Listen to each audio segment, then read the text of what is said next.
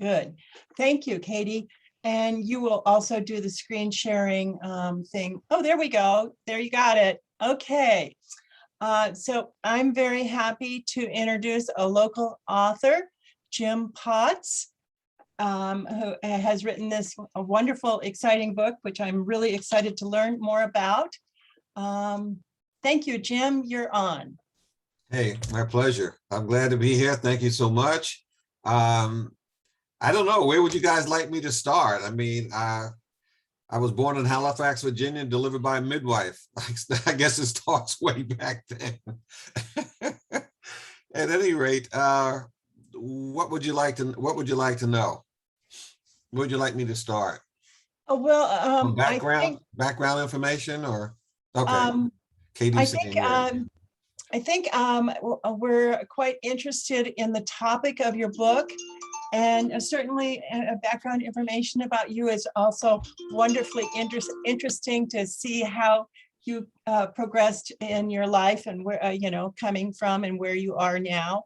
And then the whole thing, your dilemmas with the defending the serial killer. Okay. Well, I was born in Virginia, and I was delivered by a midwife, my grandmother, actually. But at any rate, I grew up in upstate New York. We grew up in a small town about 90 miles west of New York City. I went to private schools, and I was an Eagle Scout. I think that I could say, honestly, that was my first accomplishment, so to speak. So I'm proud of it even to this day. I belong to the Boy Scouts of America, Eagle Scouts Association. And from high school, I went to Washington, D.C. I went to Howard University. Howard University is in Washington, D.C. It's primarily a Black university. And that was an experience, because in upstate New York, all the private schools we went to, we were the only African Americans in the school. So going to Howard was a complete change. So I went there, majored in history, and eventually found my way to California. I dropped out of Howard for a year, loaded up my 1971 Mach 1 3-speed stick on the floor, and drove as far as I could without falling into the ocean. That's how I ended up in California. Drove cross country at 21 years of age, and was out here about 6 weeks without a job, and finally got hired as a bank teller for Security Pacific Bank, and fell in love with California and basically stayed. I met my first wife at that time. She worked next door at Prudential Insurance Company, so I used to cash her check on Fridays. So I met her. I finished school at Cal State LA, my last year at Cal State LA. And then again, I decided to stay. While at Howard, by the way, I played Division I soccer. We won the national championship. And that was an experience. I was actually the first American to play soccer at Howard. And we beat St. Louis 2-1 out at UCLA. So that was a great accomplishment. And ended up going to law school out here, and basically just ended up staying here and starting a career. And it was in law school is when I met Ron Smith. So for those of you that may have the book already, not sure, Ron Smith was one of my professors, and he asked me to assist him in this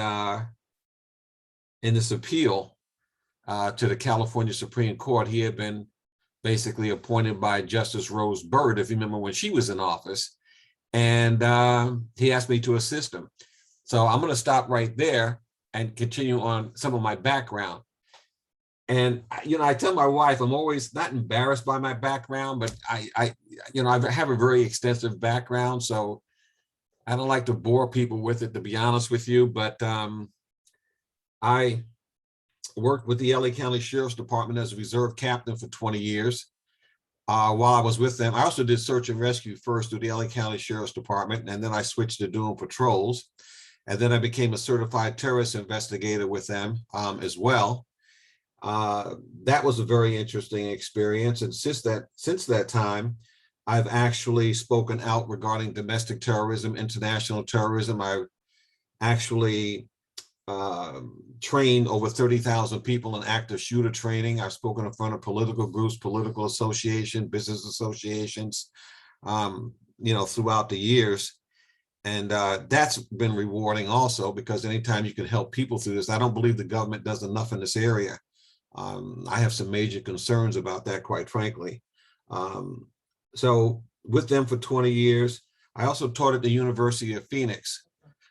With them, I taught for 13 years. I was a master teacher with them. I taught and was approved for 20 different classes. The ones I enjoyed the most were employment law, business law, and I also taught ethics, and I taught in their criminal justice program. In that program, I taught United States constitutional law, criminal procedure. I'm also a licensed real estate broker, have been for over 30 years. And let's see, and I've written 4 books. I've got two other ones that are pending right now. And I have my own firm, as you know, and so I specialize with employment law. So I think I've given you probably about all that I need to give you at this point. If I told you anything else, you'd probably call me a liar, so I'll just stop right there. But I do enjoy the work that I do, and I do enjoy writing. So now bringing it up to what happened, Ron contacted me, as I stated. Justice Rose Bird had appointed him to represent Michael Dee Mattson, and he had been convicted of murder, quite frankly. I'll give you his background on all this, as well, but he had been convicted and sentenced to death. And so Ron got appointed. He asked me to assist him, and then, of course, being still in law school as a law student, hey, why not? I mean, to have that kind of opportunity, you may not ever get that kind of opportunity. So I was kind of all gung-ho for it. And then, as I got the 4,000 pages of transcripts and exhibits, and I'm reading through this, I found out what he had done, which was he had kidnapped, raped, sodomized, and murdered 6 girls, with the youngest one being 9 years of age. So obviously that would give anybody a moment to pause, so to speak. Was not crazy about the idea, because his values definitely conflicted with mine. I mean, I told you about part of my background, but I was an altar boy, went to all Catholic schools. Like I told you, I was an Eagle Scout. This guy did not fit into the picture of anybody I wanted to be associated with.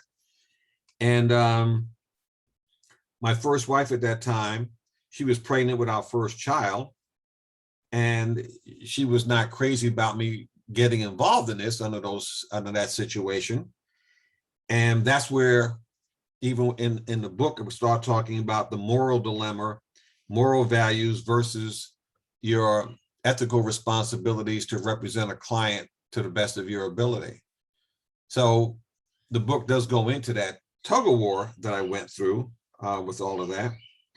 And those were trying times, I'll put it that way, because I was still in school, I was working on this, and also I was going to school at night. I was in school 5 nights a week for 4 years and working a full-time job during the day. So all this is going on at the same time. And those kind of times make you more than what you are the day before. Let's just put it that way, so that when you come out on the other side of that kind of, existence, so to speak, I think it makes people stronger when you come on to the other side. But anyway, so we went back and forth with this tug of war. Like I said, she was not crazy about me doing it. I had given Ron my commitment to do it. So that also was a character issue as far as I'm concerned. I had given him my commitment. Maybe is what I should have done was look at everything a little bit closer first. But like I said, you jump at the opportunity to be able to do that when you're in law school. Let me stop there to see if anybody has any questions up until this point, so I'm not just rattling off. So feel free to unmute if you have questions for Jim, or you can put them in the chat. I'm from upstate New York also. What city are you from? Okay. Now, when you say you're from upstate New York, I'm 90 miles west of New York City, so it's the Catskills. You know where Bloomingburg is, Monticello, Goshen?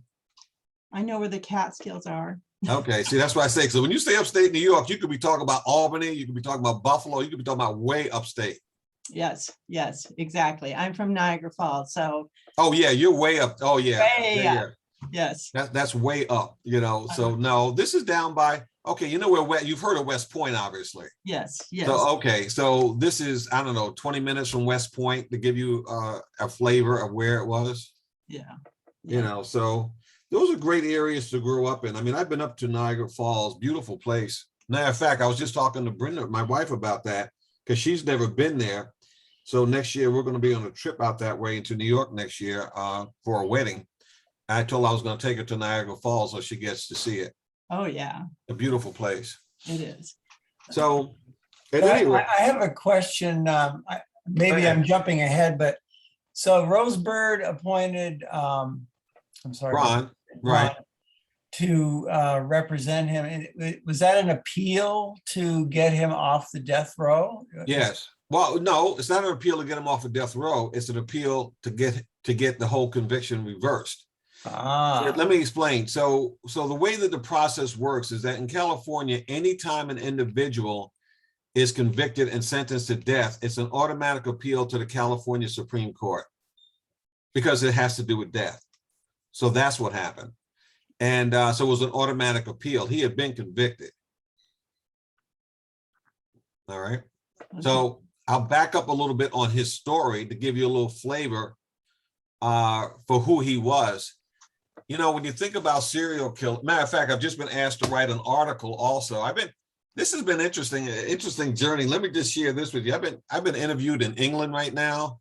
I've been interviewed in New York. I'm getting a lot of different interviews. So that's been kind of interesting. The book is on an international basis. So it's interesting that people are reaching out, you know, especially when you start talking about serial killers. I mean, you'd just be surprised about how many people out there are into the, you know, the serial killer type of scenarios. But at any rate, Michael Dee Mattson was a person who had issues in his childhood.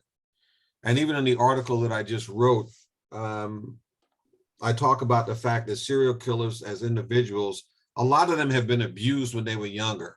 And he grew up in an environment with a stepfather that abused him, and his mother really did not do much to assist him. I mean, she saw times when he would be in a field dressed in female attire. He did things like hurt animals. He had this one kid that he took into a field and did some things to him and sent him home, you know, naked to walk home. I mean, he had problems from a long time ago. And, you know, I don't think society knows about serial killers, but I'm not sure what really gets done about those scenarios, because it really starts with mental health and what people can do to hear the cries of some of these individuals, and people are just not listening. And basically his mother didn't listen. She was married, it was his stepdad, and he was physically abusive toward him, and, you know, and other things. And, you know, it had its reaction. What's interesting is that some of these serial killers are people who actually blame the mother. He blamed the mother. Why did he blame the mother? Because the mother is the one in some of their minds that's supposed to protect them from everything else. She bore them, she had them, and that's, you know, the mother bear with the cub type of thing. So some of these guys end up lashing out against women. And I believe that he was one of those. And so he was drinking heavily at a very young age. He was using drugs at a very young age. So in my opinion, the tone was set for him. And a lot of this came out during his trial as well. So he ends up going into the Army, and he's up in Oregon. And what happened up there was he was actually WAOL, absent without leave. And he ends up hitchhiking and gets picked up by this young lady and her brother. And what does he do? I mean, he ends up raping her, quite frankly, makes the brother get out of the vehicle, and he actually did time in prison, you know, as a result of that, because she came back and testified against him.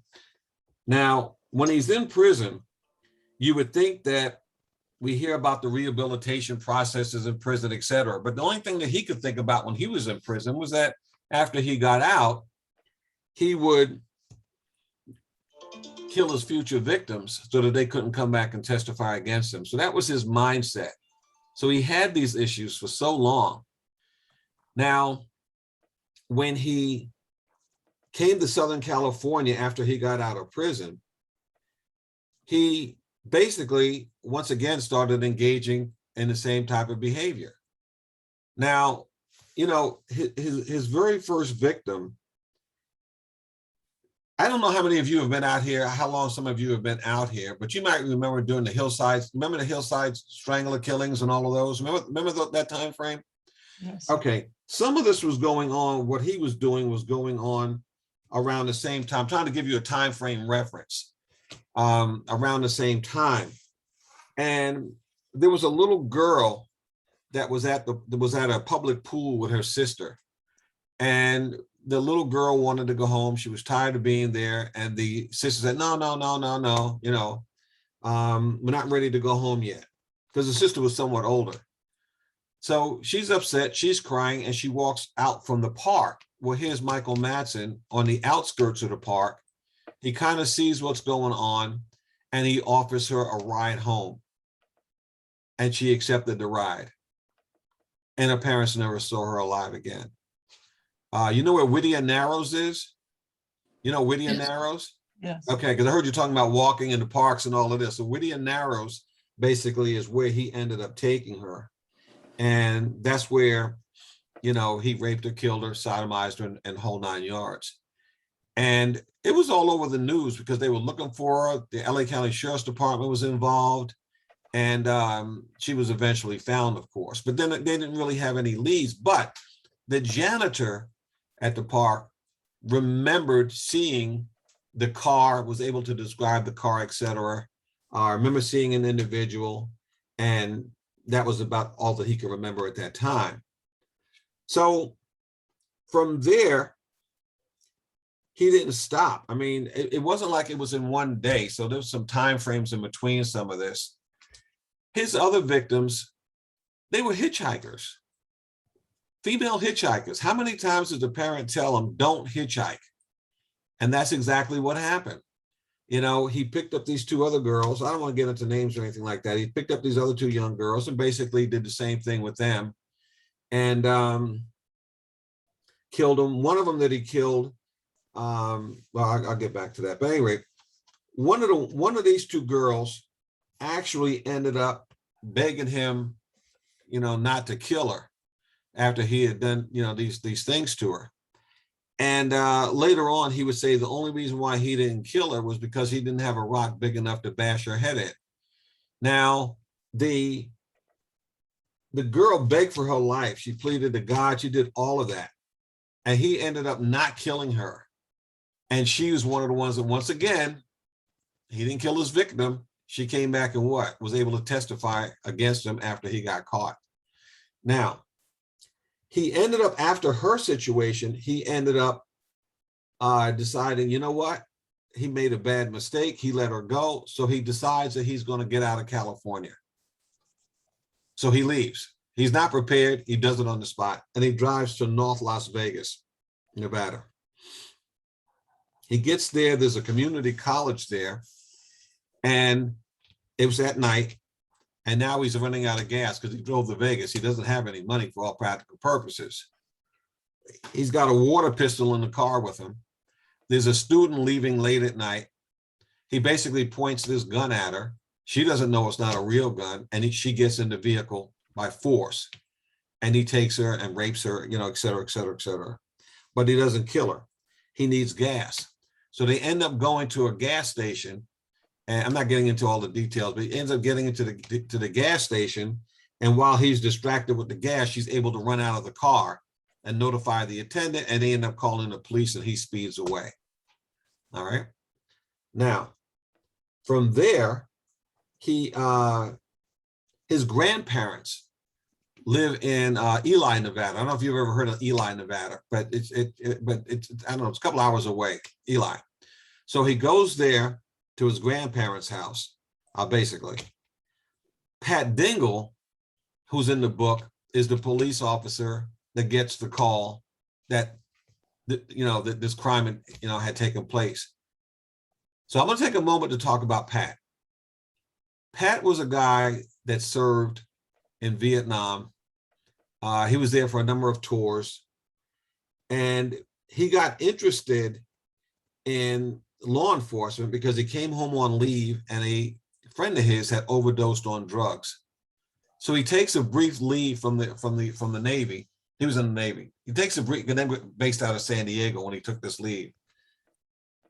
And he actually starts investigating who it was that sold her the drugs. I mean, the whole 9 yards. And he became, you know, basically an undercover agent for the police department to catch these people. So Pat had a very high principle. It was very high principled. So he turns around, he gets all of that resolved, and he goes back to the Navy. Well, after the work he did there in Vegas, he then decides he likes this kind of work. So the Navy ended up using him to do some undercover work in the San Diego area. So he really ended up getting the bug. He leaves the Navy. He goes to back to Las Vegas, and he becomes a detective faster than anybody else that ever become a detective in the police department there. So he gets the call. He responds to it. He gets out there that night and he finds the car. All right, he finds the car, and he goes through the car. But he doesn't know that that's the car yet. But there's women's clothes in the car. He ends up taking the license plate number down, etc. After she escaped, okay, he was able to meet her at the hospital, and she gave him a description, you know, the whole 9 yards. She didn't know his name, but she described the car that he was at, right? Because he took her car. So he turns around. He runs, he runs the plates, and the plates come back to California, but this was late. So he wasn't able to do anything that night. So eventually, fast forwarding a little bit, he's able to track down who the car belonged to, and pretty much this is the guy that may have done this. So they put out, you know, the information across the internet. Not the internet, the police bands that we have that we use to notify, okay, put an APB out on them, so to speak. And Sheriff Robinson picks up on, you know, the teletype information about this guy, and he gave the name, Mattson. Well, Sheriff Robinson up in the Eli area remembers that there was a Mattson family that lived up that way. So he just gets in his car, and he drives to the Mattson's family, knocks on the door, and says, "Hey, by any chance, are you related, or do you know a Michael Mattson?" And the grandparents are like, "Yeah, what has he done now?" He says, "Well, we're looking for him." "Oh, well, he's asleep inside." So he had made his way to his grandparents' house. So of course, you know, they go and get him. You know, he comes out, you know, "Are you Michael Mattson?" "Yeah." And they hook him up. He takes him back to the station. Well, once he has him in custody, he then turns around and calls back to the North Las Vegas Police Department. Pat Dingle gets the call. "Hey, we got your guy in custody." Okay. Now remember, they don't know anything about what happened in California. All they know about is the crime with this student. So he and his partner, they drive up to Eli, and they turn around and they get him. Pat told me, he said, "Man, the moment I saw that guy, he looked like pure evil to me." He says, I can't tell you what it was, but he just looked like pure evil. And he said, I thought in my mind, there's no way that this guy's ever going to get out of jail. That was his mindset. Now, one of the things that I talk about in the book, besides this struggle between my moral values versus my ethical responsibilities, is the fact that emotions. When it comes to the judicial system, people have to leave out their emotions. I know that sounds insane because we're all human beings, et cetera, et cetera, et cetera. But when you let emotions take over, when you're part of the judicial system, it actually can backfire. The reason it backfires is because you make mistakes along the way, and Pat let his emotions get in the way. So what happened was, on the way back, you know, when he first put him in the car, you know, they read him his rights. He says, I want to talk to an attorney. Okay. On the way back for the 2 hours, they really didn't say anything to him. Later on, Pat divulged to me that he literally took his gun and had his gun in the guy's mouth the whole way coming back. All right. Now, you know clearly that that's going to be improper. This is all in the book. That's going to truly be improper. All right. But he said he just hated this guy for whatever reason.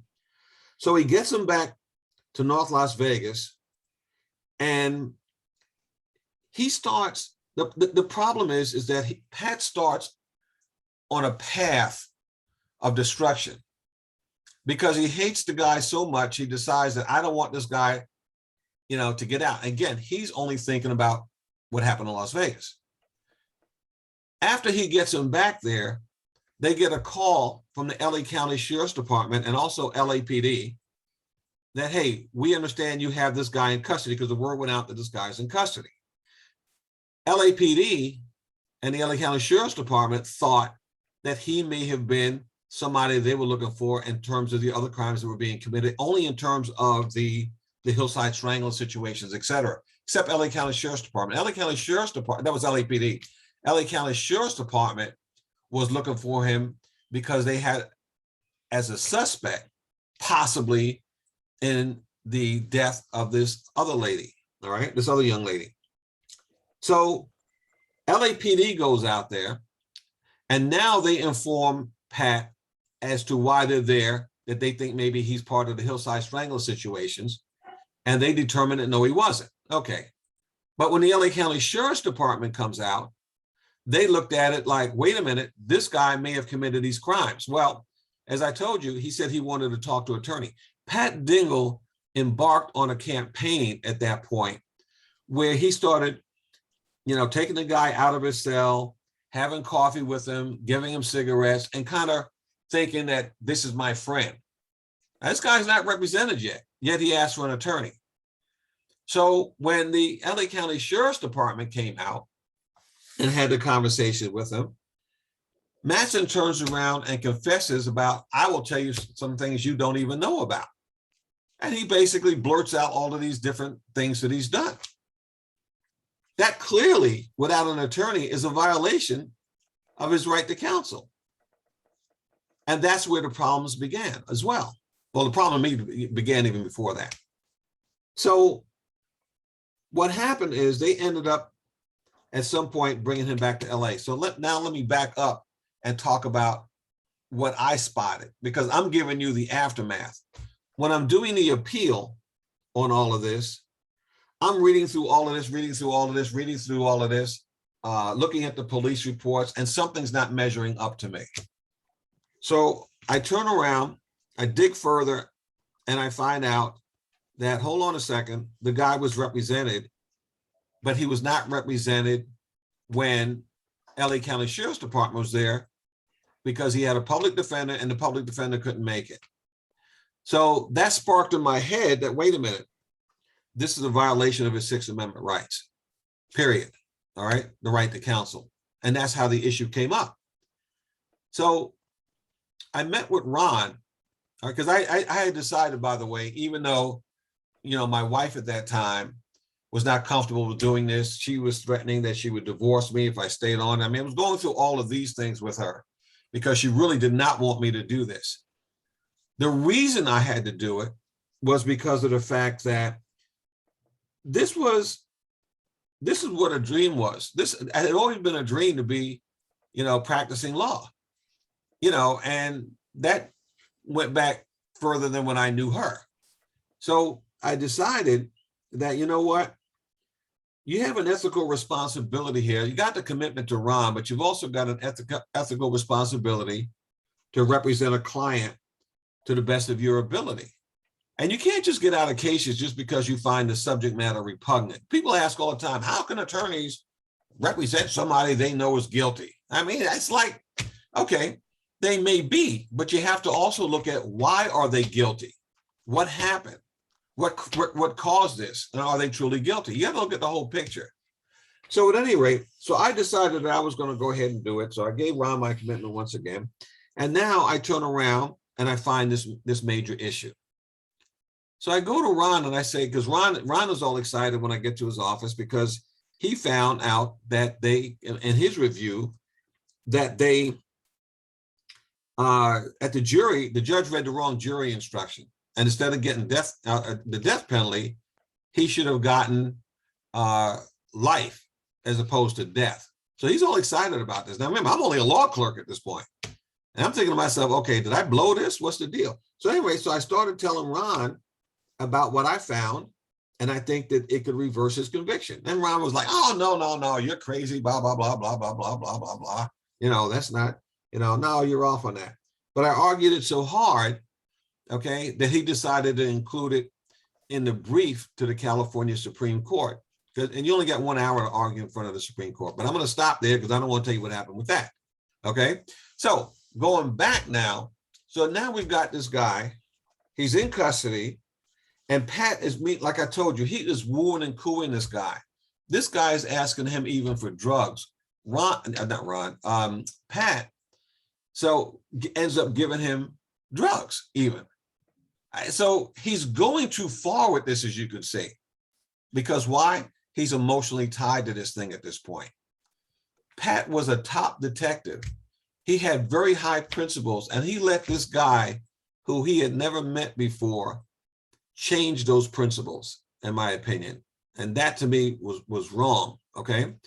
Now, when we look at who Mattson was, and this was part of my struggle, and the way that I was brought up, altar boy, Catholic schools, Eagle Scout, this guy was the complete opposite of whoever I was. But what did I have to do? I had to put my own personal emotions to what? To the side.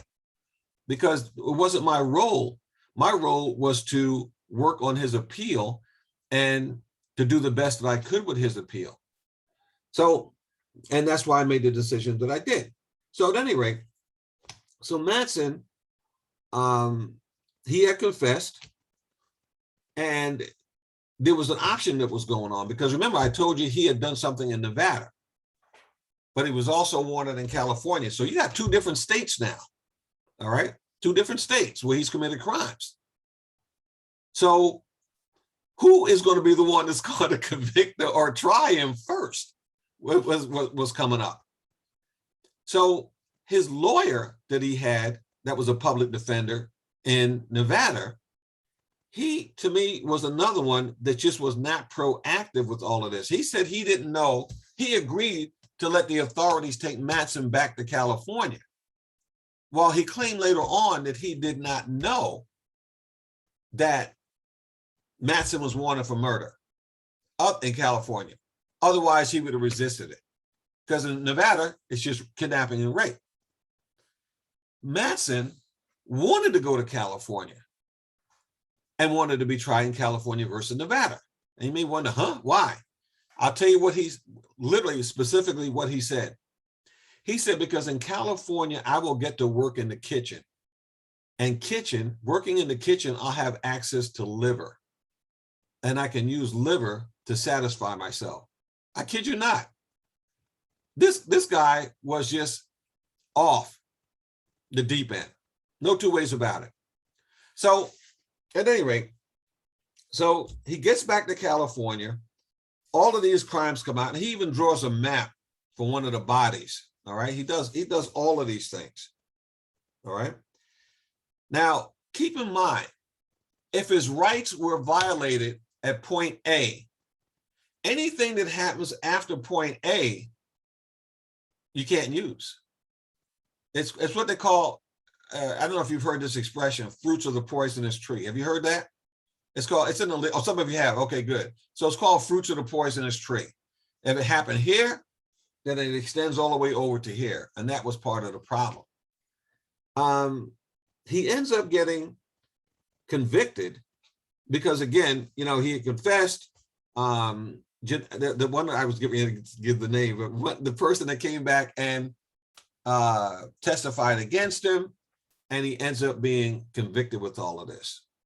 Now, Pat Dingle came out. Pat testified because the attorneys argued that he was never given his rights. Pat testified under penalty of perjury that he gave Michael Dee Mattson his rights every single time anybody met with him and every single time that he met with him. And I'm telling you right now, that's not true, because Pat told me later on that he did not do that. So Pat actually perjured himself on top of everything else. So when you look at those things, once again, because of the emotions with people, you look at this and say, okay, this thing was wrong. And what I try to get across to people, even in the book, is that, you know, when somebody kills somebody, the victim is gone. It's the family that suffers the loss as well. And their lives are never the same. The little girl that was 9 years old, I actually interviewed one of her family members who was a family member by marriage. And she was actually worked for the LA County Sheriff's Department.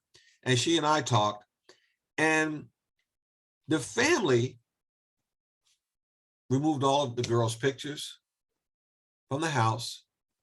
On holidays, never wanted to talk about her, you know, because it was a very, very sad thing. And when they found out about the book, they contacted me, and they did not want, because I wanted to try to interview them. They did not want the interview. They did not want to bring, and it's understandable. They did not want for them this to be brought, you know, back up, you know, through interviews, you know. So I respected their rights, you know, from that perspective. There was more I could have put in this book about how all that came together, but I did not do that. So at any rate, the so Mattson ends up getting convicted, and there comes the appeal. So when you argue in front of the California Supreme Court, you have 1 hour. 1 hour. Ron started arguing his issue for the first 10 minutes. After 10 minutes, the justices leaned forward and said, Mr. Smith, there's a much bigger issue here than the wrong jury instruction. So for the last 50 minutes, he argued my issue, and the California Supreme Court, you got to read the book to find out what happened. I couldn't resist that. You got to read the book to find out what happened. At any rate, Pat Dingle ends up being, at some point, leaves the police department. You know, he started the only zoo in Las Vegas. So he actually started a zoo. He became a zookeeper. He got animals from all over the world. He created the Las Vegas Zoo. My wife and I visited him up there.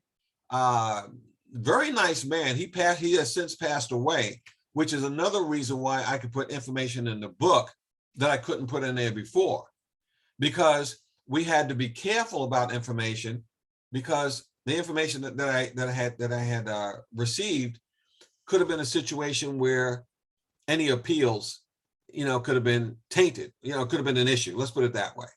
So I had to be careful about the things that I was saying and doing at that point. So let me stop there. Do you guys have any questions about anything we've talked about? I keep, because I can go on and talk about this stuff, but do you have questions? So trying to squeeze out of you what you want us to find out by reading the book. Squeeze out of me. So is he still on death row, or is he in prison for life now?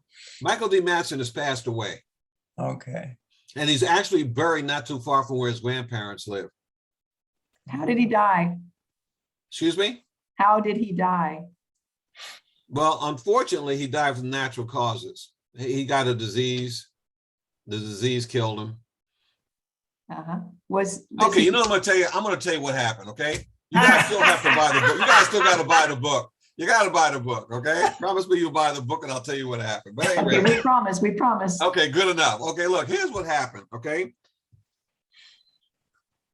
After the California Supreme Court did reverse his conviction for the reasons I had stated. Violation, okay? Sixth Amendment rights. But the prosecution did not want to give up on him because of everything that he had done. So they actually retried him. And when they retried him, and I see your reaction, and I'll tell you right now, I know where you're going with that because you're going to talk about double jeopardy, right? Exactly. Okay, so hold on. Okay, I go through this all the time. So they actually retried him. So when they retried him, he got convicted a second time and got the death penalty again. Now, I saw from your expression, it's like, wait a minute, how could they retry him?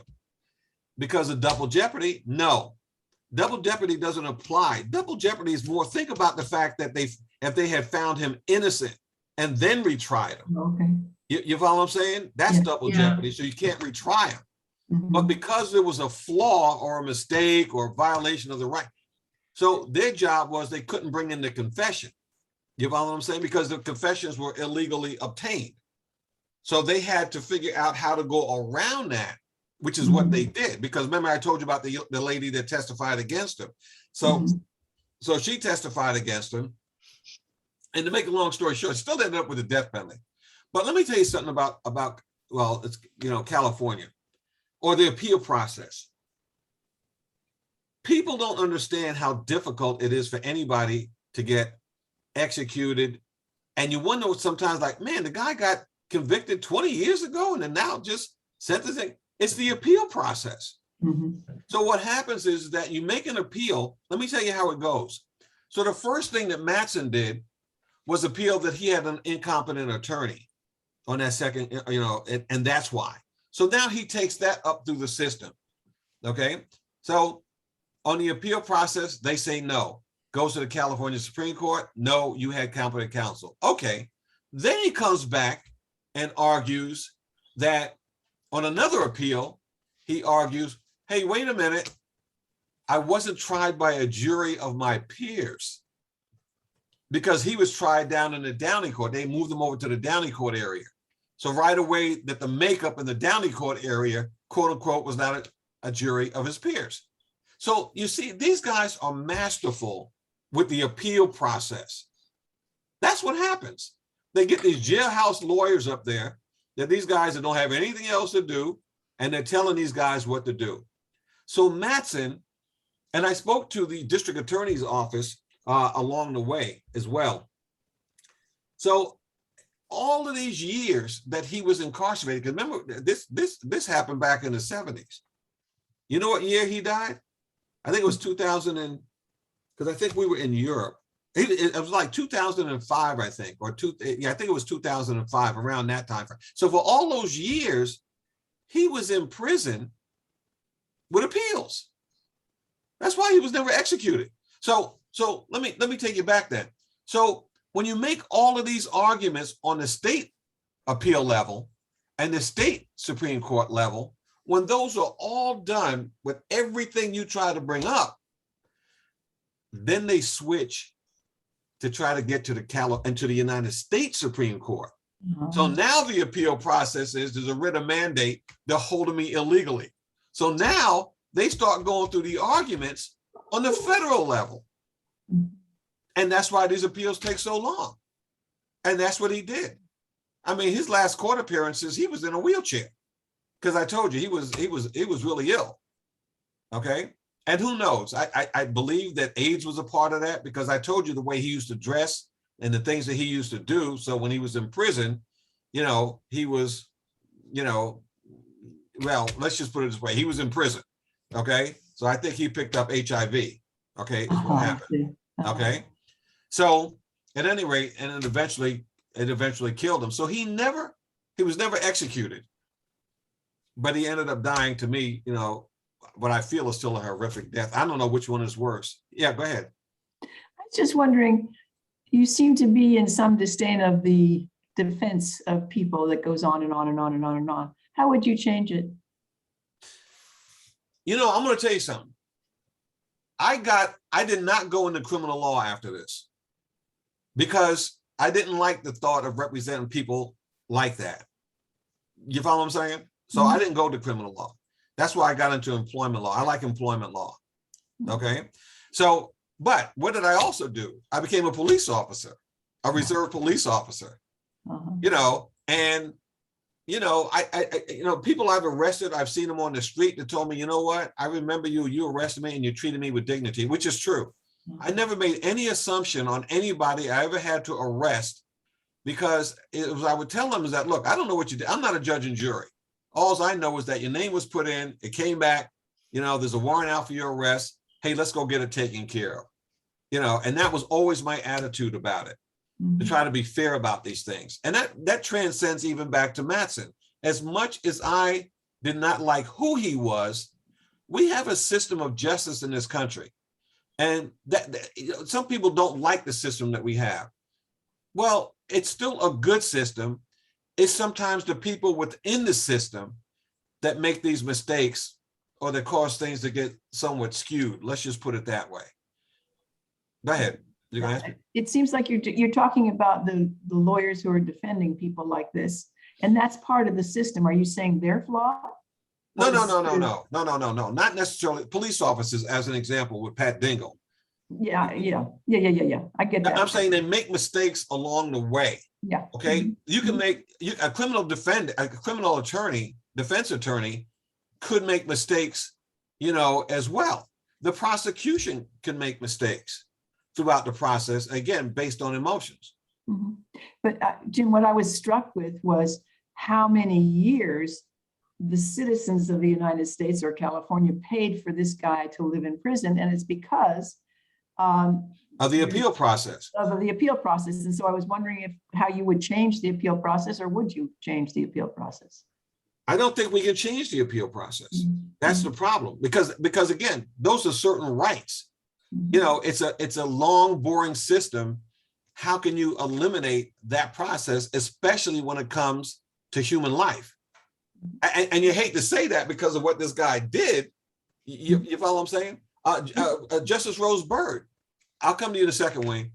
Justice Rose Bird. Do you guys remember that Justice Rose Bird? You know, California is one of only 2 states where the Supreme Court justices get voted out. I don't know if you know that or not. You know, United States Supreme Court, you're there forever. California is not that way.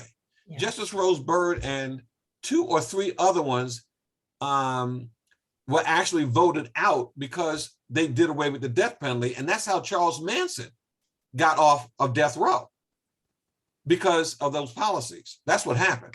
All right. So I think that there has to be an appeal process. The citizens do pay for those people to be on there all this time. I mean, think the crimes I'm telling you about happened in the 70s. Yeah. And so for all of those years, he didn't die until 2005 or 8. So I can't remember the exact date. But so for all of those years, we paid for him to be incarcerated. Wayne, you had a question? Well, yeah, I mean, it seems like this is just an argument for doing what other states have already done, is abolish the death penalty. I mean, it's kind of ridiculous. And I can see why there are organizations dedicated to helping people on death row, because they've exonerated certain people who turned out to be innocent. So as long as there's one potential innocent person on death row, I fully support the organizations that that make these appeals, even for people that we think should be executed. You know what? See, here's the problem. Okay, let me just take it. Nobody's asked me my feeling about the death penalty. Okay, so let me just tell you that, and then we'll get into the other pieces about the death penalty. Okay, look, I don't believe in the death penalty. Okay, for individual one-on-one situations. Okay. Because I think people can make those kind of mistakes for whatever reason they make those kind of mistakes. To me, for multiple murders, I'm at least going to listen a little bit more, because that's a person, in my opinion, that's definitely a threat to society. But along those lines, I do believe that they should be afforded every opportunity. And we're getting back, you know, to the issue about the appeals. They should be afforded every opportunity. Now, do you guys know I have a radio show also? Mm-hmm. I'm sorry. Hey, I got 11 jobs, guys. But anyway, every Sunday I'm on the radio at 3 o'clock on Sundays on LA Talk Radio, Channel 2. And we've talked about the death penalty, you know, and everything's going. Look, it's always going to be an emotional issue. The issue with the methods okay, of executions has been an issue and the basis of appeals. Do you know what state, this is just a little trivia question. Do you know what state was the first state that got away from hanging people? Because, you know, they used to do the hanging, you know, but what was the first state to get away from hanging individuals for executions? New York. New York. What They were year the was first that? one. What year? Oh, this goes back to the early 1900s, as I recall. I mean, it's way back. And so they're the ones that started with the electrocution with the electric chair. And the electric chair is really a violent process. It's violent. There's no two ways about it. You know, they put the things on their heads and they do the water, and you know, it's a violent death, no doubt about it. Some people really don't care about that aspect of it because they've killed people, so they get the death penalty. So then the lethal injection issue came up. So then lethal injection, you know, injections became the issue because, you know, the protocols that were being used is like three protocols that three things that they do with these different needles and the liquids that they put in them. So that ended up being an issue, and that the people have appealed to the Supreme Court, and they've halted it. California has halted it, you know, et cetera. So the issue of the death penalty to me is always going to be controversial. I don't get in it, who should die, who should not die. Don't get me wrong. If the person, you know, works their way through the system and ends up getting off, that's fine too. Now, Wayne, you brought up a good point. You're saying if one person dies improperly, I mean, I agree with that. That's a tough call, that an innocent person should die, you know, that should not have died. And that's bad. The thing about DNA now, I'll come to you in a second. The DNA thing is really good now because they've actually gotten people out of jail that never should have been in jail. But remember when I told you about the system? The system is a good system, but it's not a perfect system because you still have to rely on people's testimony, poor investigations by the law enforcement. And that's how some of that has happened. So, you know, it's a tough one. You had another question, ma'am? Yeah, I was thinking about, in this case, we know that he killed all these people, and he said he killed all these people. There's plenty of evidence. It's not like Wayne, and I know that we've found people that were prosecuted and they didn't do it. But in this case, we know he did it. And so the appeals process, though, is such that even when somebody's definitely guilty, they can appeal for 25, 35, 30 years. And that's what I'm thinking about. Should that be changed? Now, I grant you, Jim, it's you know, you can find the people within the system that do the wrong thing. And that was how he got off. I mean, you know, all the appeals process, but it wasn't 30 years worth of wrong things. But the appeal process takes so long because listen, the courts aren't going to listen to you because you appeal today and next week they're going to hear your case. Right. These things take years because the courts are backed up. Yeah, but it was 30 years. Right. Yeah. Or whatever. Right. But let's, and the Supreme Court, how long does it take the Supreme Court to hear cases sometimes? 3 or 4 years by themselves. And then you have different issues that you may bring back. You know, do you know how many appeals he made? It was at least a dozen. A dozen. So all that's being paid for from the correct. Yeah, it's correct. A tricky system. But and let's talk about something else, because like this article I just wrote, it was also a question of why he did what he did. So even though a person commits a crime, they can still look into, is the person mentally incompetent to stand trial? So they have to look at that. So the court appointed a psychologist, psychiatrist to evaluate him, and then the defense gets to have one as well. You know, so that's what I'm saying. It's all a chess game. You know, his side is going to say, look, the guy was abused, this and that. Look at the things he was doing. His mother, testified about how he was when he was younger, the whole 9 yards. So they listened to all of that, but they still found that he was mentally competent, and that he should have stood trial. So again, a basis of an appeal was that, hey, I'm mentally incompetent, and you can't execute mentally incompetent people. All right, that's been, a longstanding, I think since what year was that they came out with that? And then after they came out with that, everybody was mentally incompetent. So they all started appealing the mental incompetency. I'm just telling you. I hear you on what you're saying about how long the appeals take. And that's the biggest frustration with your judicial system. Big frustration. Yeah, it's interesting. I would prefer that we didn't just execute people willy-nilly, but 30 years is a long time. Oh yeah, no, I get it. I get it. But like I said, if When you we think, know he did it and he acknowledged that he did it. but no, we don't, because his confession was not admissible. So you can't even use that. Wait, just Jim, I thought what you were saying that it wasn't admissible because his attorney didn't get there to the hearing. Okay, but remember, okay, when Dingle questioned him outside of the president's attorney, remember when I told you when he got arrested in Eli, when he brought him down from Eli, Mhm. and they asked him, "Do you want to have an attorney?" Because they beat him his rights. He Right. says, "Yeah, I want to talk to an attorney." So it was a 2-hour drive coming back from Eli. Mhm. Okay, and then they got back to the station and they never read him his rights again. Well, Dingle started talking to him and pulling things out from him and things of that nature. That's a violation. It's a clear violation. Yes, but did I get it wrong? I thought that then LASD came out LASD came out. and then he wanted to tell about the crimes in California because he wanted to go to California. And that That's was right. legal, right? That was a valid testimony. Right, Okay. right. Yeah, so you can appeal about Pat Dingle, but it's hard to appeal about the LASD. LASD and LAPD, because LAPD came out first. LAPD came out because they Yeah. thought he was associated with the Hillside Strangler case, which Right. he wasn't. Did he tell them that he had done these things or? No, No. no, because they It were was questioning. LASD. Yeah. No, because they Okay. were questioning him about the Hillside Strangler cases, and Mhm. he wasn't a part of that. And even some of the time frames were outside of even where he was. Now, when he came down from Oregon, he actually had a probation officer here because he was on probation when he came from Oregon.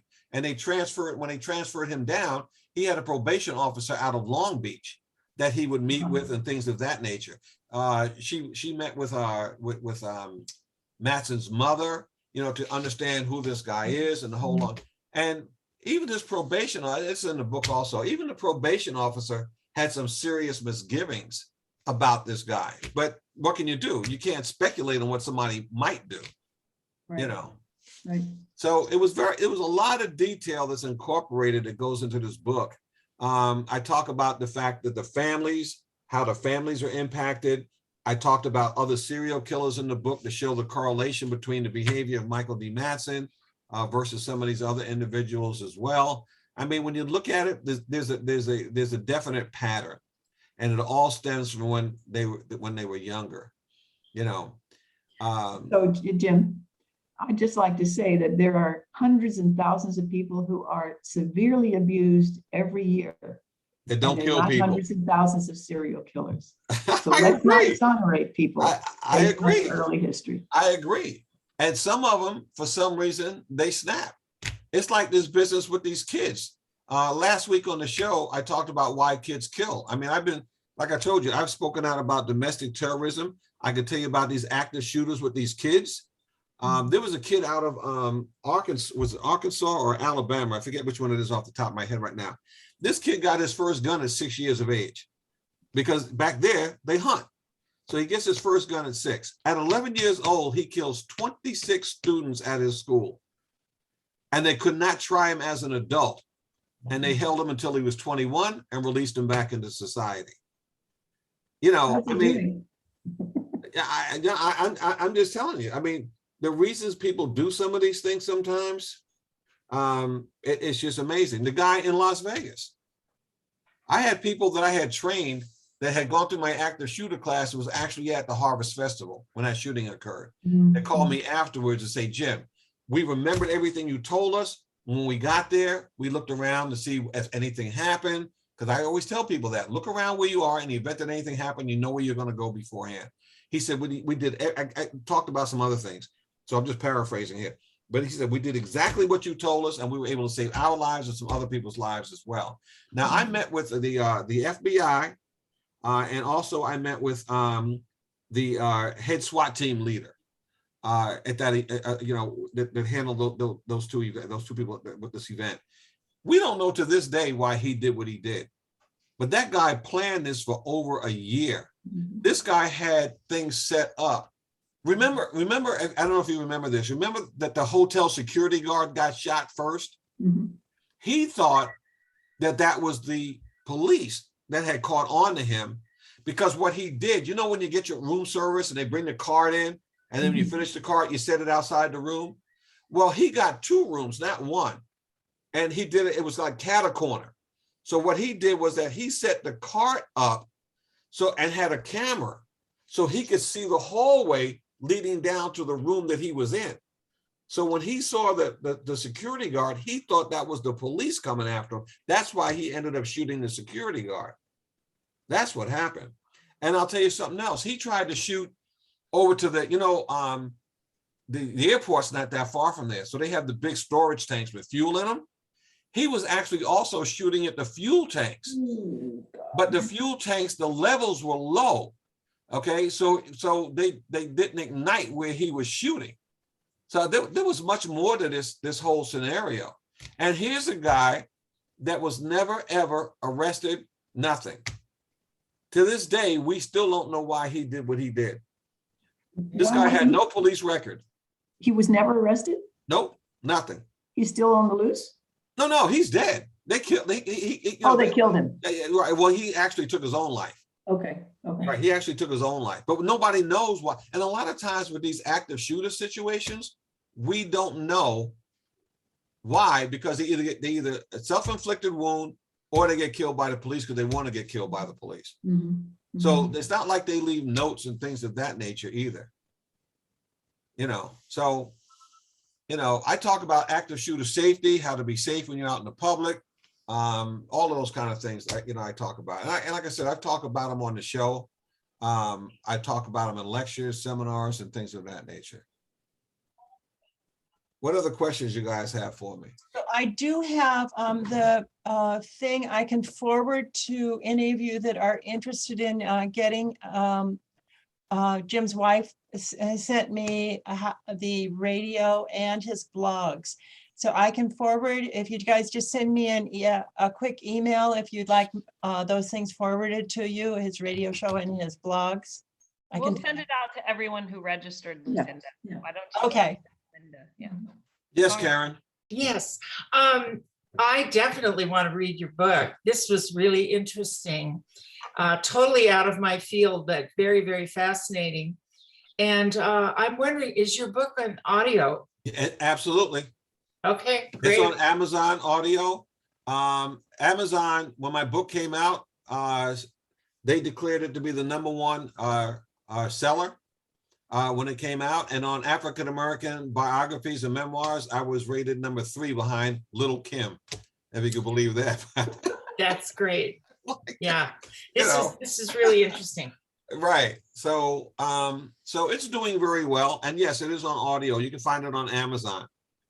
Yeah, I get my books from the Braille Library, so they'll have it. Oh, okay. If it's All right. audio, they've got it. Right. Okay, very good. Wonderful. Very good. So I don't know what else I can tell you about it. It was an experience that I feel made me a better person later on. It challenged my character, my moral values, and my ethical responsibilities all at once. And it's how you handle these things, in my opinion, that makes you who you are. So. Can I ask a personal question? No, just kidding. You can ask. You can ask. Did it lead to the end of your first marriage? Is that what was the? It was a factor. It was a factor. The reason that is because there's a support mechanism. You follow what I'm saying? Right. Her lack of support for that, quite frankly, was a lack of support for other things as well. I wanted to have my own firm. She was against that. There's just these different things. So it was a factor. Oh, but it wasn't a big factor. plus when you mentioned how hard you were working and studying and so forth, I know that leads to a lot of marital friction. We tell people that if you're not married when you're in law school, don't plan on getting married while you're in law school. I mean, we all know that. If you're in a relationship, hey, it's going to get challenged. I mean, she was bedridden for the pregnancy, so she was not working, and I was working you know, from 7 a.m. to 3 p.m. I'd get off. I had to be in class every night from 6 until 10, which meant that I had very little study time. I was studying on the weekends, and then she was upset about that. You know, you're not spending any time. Well, wait a minute. You're working full time. I'm in class every night. So that's what I'm saying. There's just different issues. So you're right. It has its challenges, and you've got to me, you have to stay focused. And I stayed focused. And I tell that to my boys. You gotta be focused on what you want to accomplish. You know, so Jim? yes. I was thinking that one of the things it also affected was your choice of where in law you would go. Right. Yeah, that's a big thing. for Right. me. Well, employment law, I have a lot of fun with that. I'm very good at it. I represent employers and, you know, with all these different laws and things of that nature. But I'll tell you what I tell clients all the time. If any client has done something wrong, I let them know that they've done it wrong. Let's fix it and let's settle it. That's what I do. I don't argue issues where you're dead wrong. You know, if there's a reason for it, we argue that. But if you've made the mistake, then what we have to do is get out of it. I didn't tell you this, I'm also a certified mediator through the LA County Bar Association. So I also do mediation. I told you, I just stopped before my background because you call me a liar. But at any rate, that's where I am. So I do these things because what's mediation? Think about it. Mediation is bringing people together and try to get matters resolved. That's the point of it. Yeah. You know, so a lot of the plaintiff attorneys know me. They work with me because they know that, hey, you know what? The employer made a mistake. I don't get into these adversarial knockdown, drag out fights because nobody benefits by that. Nobody, right?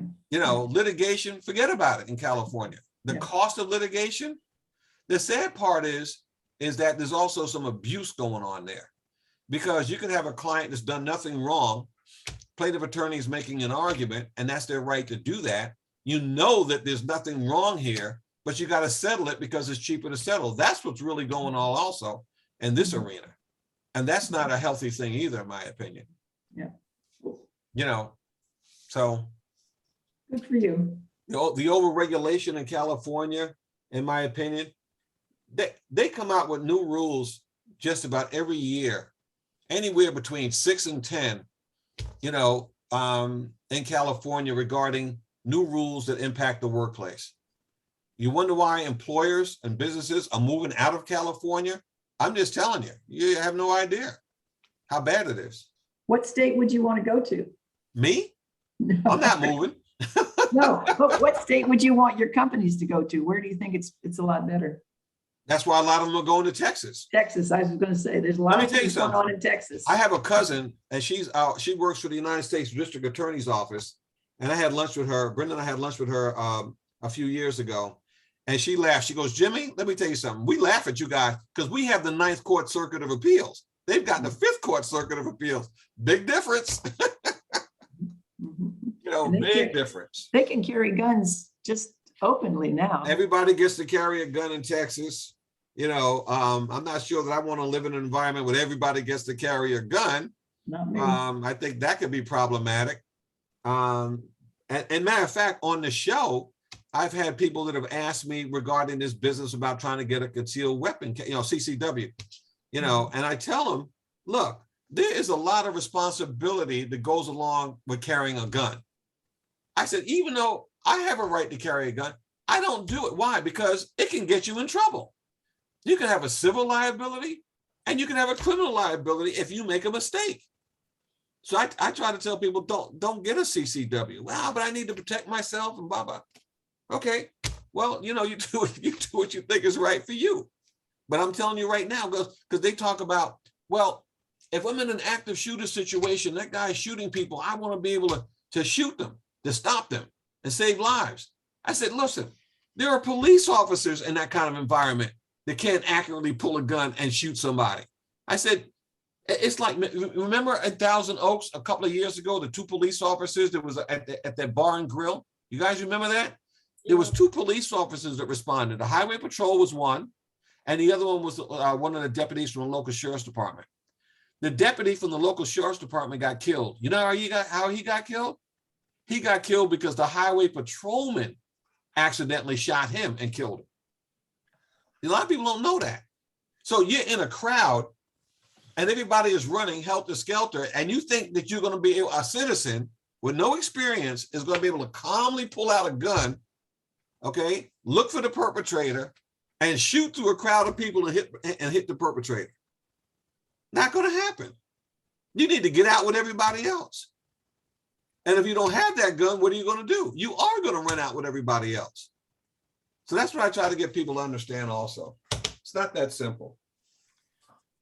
Not that Jim, simple. I so appreciate this. It's amazing. I'm just gonna stop the recording, but before I do that, I want to let Lucinda give another plug for your book, or if you want to do that, great. And then we can stop the recording. We can continue to have conversation, a little more casually. But wow, this has been fantastic.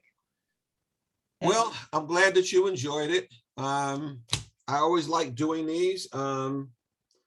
Some of it should get the message out to the people regarding the emotions and things of that nature with the judicial system. And that's a part of it also, and understanding that sometimes you've got to stand up and be strong and fight for your moral values as well. Well, Well, thank you. thanks a lot. Thank you. My so pleasure. It much, was Jim. wonderful. Really This- wonderful. I can't wait until I get my book A in. lot. It was Still waiting wonderful. For it. Well, I appreciate that. Thank you Yes. very much. So very Thank you.